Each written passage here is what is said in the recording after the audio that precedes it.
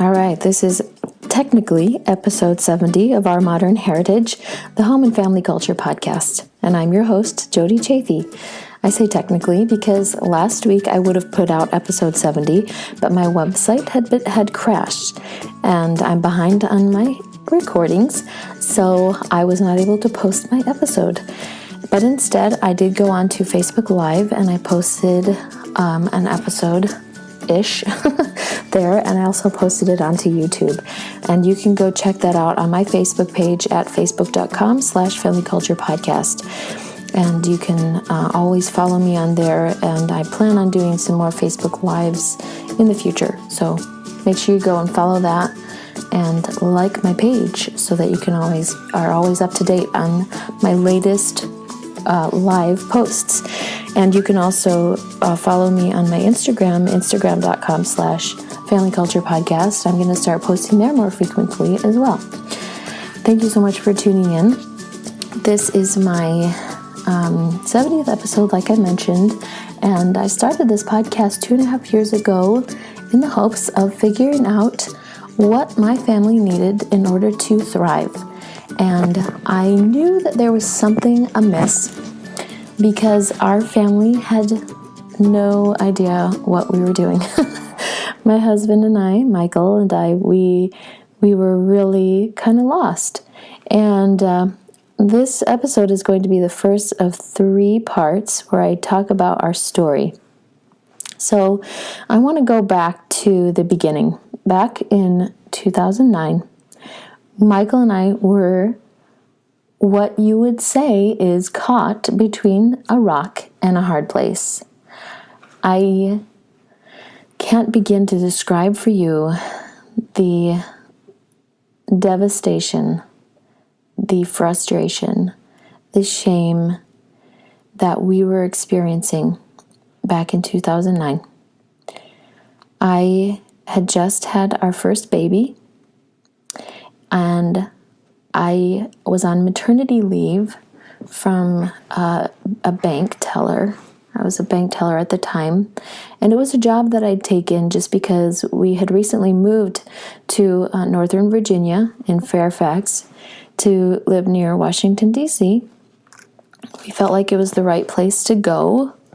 We felt like we'd been inspired to move there so that Michael could go to school at George Mason University to get his Master's of Public Administration, because he has a passion and a love for public policy and government and history, and he could go on for days about founding fathers and the founding of our nation.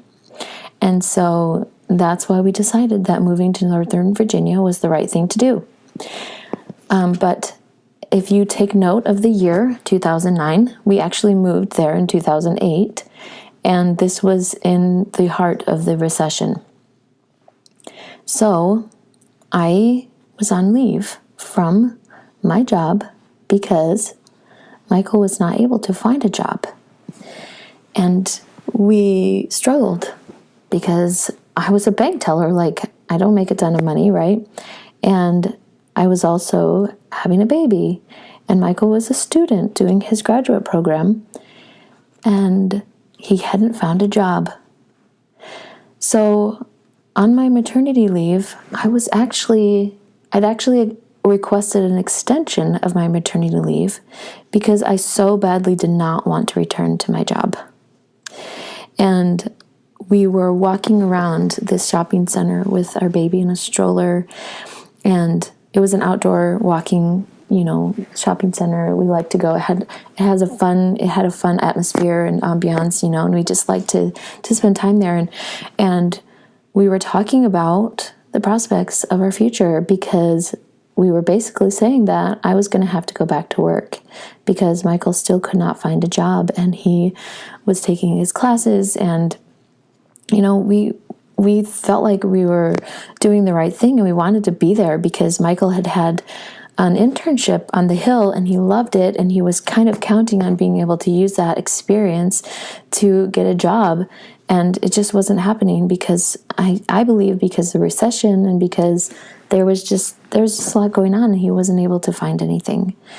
And we were walking around the shopping center and talking about this prospect that I would have to go back to work. And I was literally sobbing in this public place. I was so upset. I was angry. I was ashamed. I was frustrated. I was just beside myself because I knew that I needed to be home with my baby, and I did not want to have to go back to that job. I didn't enjoy it. I hated it. And I just didn't want to. I was just beside myself. And I remember I felt so bad because this family that, you could tell they just loved that we had a new baby and that we were a brand new family. And they were just, they walked by and were like, "Oh, congratulations on your new baby. We're so happy for you." And I mean, total strangers, but they were being so sweet and so kind. And I just tried so hard not to even look at them.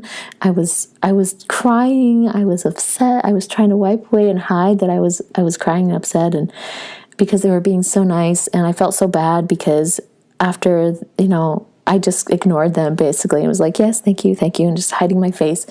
So they just kept moving, and it was like, man, I totally just missed an opportunity to like talk to these people and maybe make friends, or I don't know what, but they just moved on, and I ignored them, and I felt so bad for them because I was so upset, and we had no future. I mean, Michael was going to finish his degree. We knew that much, and so we had hopes that after getting his graduate degree, he would have that to leverage to be able to find jobs. But in the meantime, I was supposed to go back to work. I hated that idea. I was on maternity leave. I'd asked for an extension because I so badly wanted, and we were praying and begging the Lord to send Michael a job. And it was like the last day that I was on my maternity leave. I swear I was supposed to go back to work like the following Monday. And a friend of ours was going on maternity leave and told Michael that if he worked for this particular temp agency, that they would specifically request him to come and cover her maternity leave. And that is how he got a job. It was a miracle and a blessing. And I'm so thankful that he was able to get that job because it allowed me to stay home with my baby and take care of her. But it was still just the beginning of our journey. Over the next 7 years, we experienced I can't even describe that. Yes, it was a blessing that Michael was able to get that job, but he was underemployed.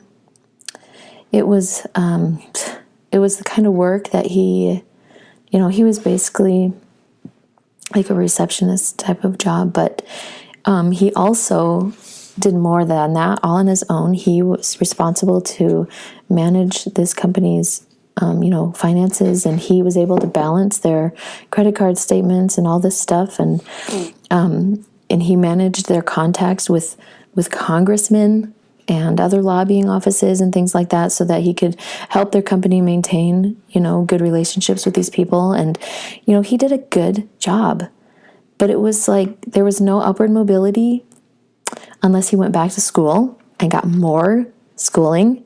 Okay.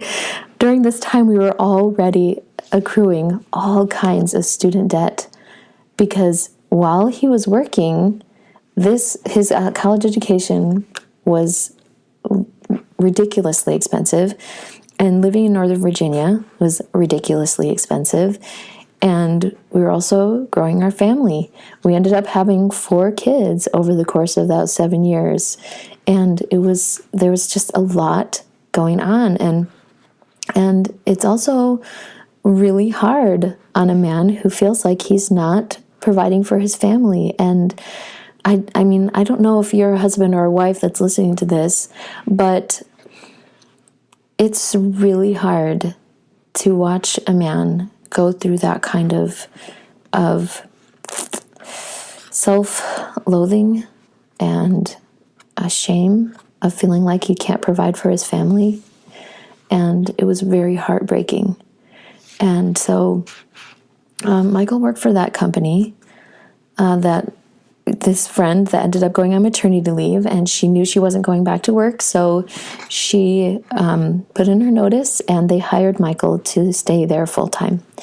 So he worked there for 4 years, and then we hit another wall because this job just wasn't enough. He was underemployed, he was underpaid, and he wasn't going to go back to school and get, spend more time in the city or, doing classes and working, because that's what he did for his graduate degree, spending 2 hours commuting back and forth to work and then taking classes at night.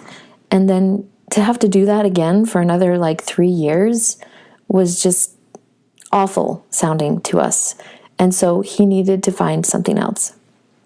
Well, so another miracle came along. He was able to, another friend of ours said, "Hey, well, I'm looking for somebody to work for my company," and so that was the one option that we had to change directions, and so we took it, and that ended up being kind of a hard situation because it was commission-based work, and so Michael ended up working crazy hours doing the work, and it was a blessing because he was making some pretty good money, but we still felt an emptiness and also a lack of direction, because like I said, Michael really loved policy and government and history, and so just taking a job just for the sake of having a job just wasn't enough. It wasn't fulfilling. But we didn't know what else to do. We had no other options. We had nowhere to go. So about 3 years ago, this company that his friend hired him for transferred him to Richmond. And so we were able to move to Richmond. And that's when I started my podcast, because I knew that I needed to find answers for our family to figure out what has been missing in this journey. Because, like I mentioned on my Facebook Live, you go and watch it, and I'll just tell you now too that we did start out our marriage with a solid sense of our values. Michael and I have a lot in common. We have similar backgrounds, and we share the same faith. So we have a solid foundation of our core values, And so when we found ourselves after, 8 years of living in Northern Virginia, feeling so lost, so desperate for figuring out where we should go, I just wanted to know what's going on. What is missing, and how do we get our family to thrive? How do we get our family to get out of survival mode, basically? And because, when you go through these kinds of things where you have so much stress, so much anxiety, for that 8 years we lived in Northern Virginia, we experienced our lowest lows and our deepest blues. And, we experienced what depression is. We experienced what anxiety is. We experienced what shame and loneliness, true loneliness really is. Because we just never really felt like it was home. We never really connected or felt like we belonged. And we didn't have any family. And I even had a major falling out with someone, the closest person to me in my whole life. And so I didn't even have her to lean on. And it just felt like more and more God was disconnecting us from any sense of belonging or purpose. And And we were just lost. And I want to say that we figured it out in Northern Virginia, but we didn't. We always felt lost. We fell deeper and deeper into depression and debt and frustration. And then we moved to Richmond, and I was able to start this podcast. And I've been able to learn that there's so much more to having a thriving family culture than just sharing our values and getting clear on those values. And so for the next 2 episodes, I'm going to be talking more about what I learned, because I want to be clear about, why I'm doing this, why I want you to follow me along in this journey, and what I hope to help you accomplish from this journey, because there is so much more to what I'm learning and so much more that I want to offer. And the end result is that I want you to be able to have an intentional family culture, because that is what I am learning how to do. And it's so much more than just having shared values as a family. And there's a lot that goes into it. It's our values. It's, having healthy habits. It's getting our finances straightened out so that we have less stress. Because, that was a big part of it. Like the amount of stress that we've been experiencing has been just astronomical. I mean, I've never known so much stress in my life. And we've struggled with our coping mechanisms that we've had. I get, just angry or sad, or, just the anxiety, the turning to food or media for comfort and things like that. And that's been our struggle to overcome these things. And those things impact our family culture, because every family has a culture, whether by design or by default. And we thought in the beginning of our marriage that we had a design because we had shared values. But that's just the beginning. And now I'm beginning to understand that there's so much more to it. And that's what I want to share with you. And so for the next 2 more episodes, I'll be sharing more about what it takes to have a thriving family culture, to go from default to designed, and have an intentional family culture that is living for a purpose, and you know who you are and your identity is clear, and you have a direction where you're going and what you stand for. So stay tuned for the next 2 episodes. Make sure you subscribe on iTunes or Stitcher or Google Podcasts or wherever you listen to podcasts. And be sure to come and follow along on my journey on Instagram. Like I said, it's Family Culture Podcast is my handle on Instagram. And I will be posting things on my YouTube as well. You can search me on YouTube and at Jody Chafee on YouTube. So come find me and follow my journey and learn how you can have an intentional family culture. Because Mother Teresa said, if you want to change the world, go home and love your family. Thanks for listening.